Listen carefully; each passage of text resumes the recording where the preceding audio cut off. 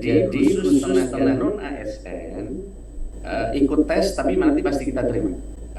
Ikut tes tapi nanti pasti kita terima. Nah, teman-teman, ini ada berita dari Rapat Koordinasi Pengawasan dan Pengendalian menuju Birokrasi Berkelas Dunia yang dilaksanakan pada 6 Februari 2024 lalu, ya, yang dilaksanakan di Bali, di mana Pak Menteri menjawab salah satu pertanyaan dari peserta yang hadir pada rapat tersebut dan menjelaskan bahwa untuk tenaga honorer yang terdata di BKN, ya, tenaga honorer yang terdata di BKN pasti akan diangkat menjadi ASN, tapi ya akan melalui proses tes dan disesuaikan dengan kekuatan anggaran dari Pemda masing-masing, ya. Nanti teman-teman simak sendiri penjelasan langsung dari Pak Menteri. Intinya seperti itu. Nanti semua teman-teman honorer yang terdata di BKN itu akan menjadi ASN. Cuman ada yang menjadi P3K full time, ada juga menjadi P3K part time. Nah, teman-teman akan bersaing di situ memperebutkan kursi yang disiapkan oleh masing-masing Pemda untuk menjadi P3K full time. Fasilitasnya tentu berbeda ketika teman-teman menjadi P3K full time dibandingkan dengan P3K par waktu. Nah, teman-teman simak sendiri penjelasannya. Terus kita usahakan salah satunya dengan sistem seleksi yang terbuka. Sekarang tidak ada satupun orang yang bisa menjanjikan membantu untuk bisa bisa lolos di tes CPNS. Karena sistemnya telah kita kerjakan dengan sistem CAT. Tidak ada lagi titip-titipan. Karena ini sudah saatnya semua warga punya hak yang sama untuk menjadi PNS di negara kita.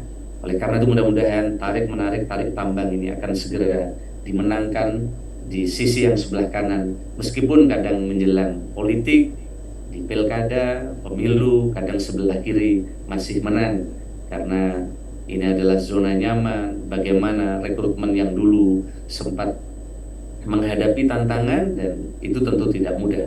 Oleh karena itu ke depan kita dorong bagaimana birokrasi yang berkelas dunia ini segera bisa terwujud. Jadi khusus tenaga non ASN yang telah terdata dan Bapak telah ajukan ke BKN dan telah Bapak isi surat pertanggungjawaban mutlaknya, itu nanti ikut tes tapi nanti pasti kita terima, ya.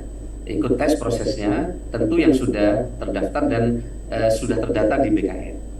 Nah, tentu ini menyesuaikan dengan kemampuan anggaran Bapak.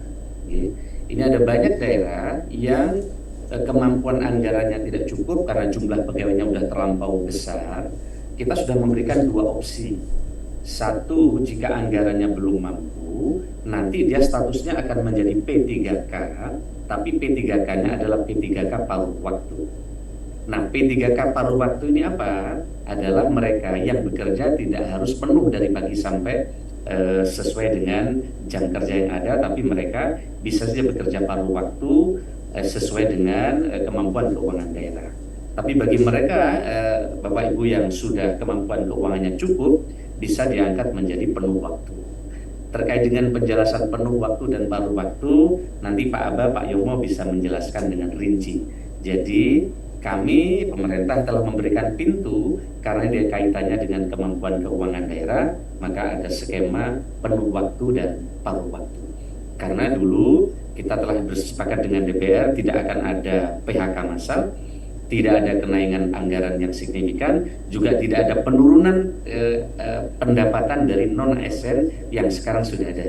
Jadi bagi non-ASN yang sekarang sudah ada, yang sudah terdata di BKN, mereka tetap bisa bekerja dengan pendapatan yang sekarang ada. Tapi jika kemampuan anggarannya ada, maka mereka bisa dinaikkan ke P3K penuh waktu sesuai dengan skala prioritas yang ada di daerah.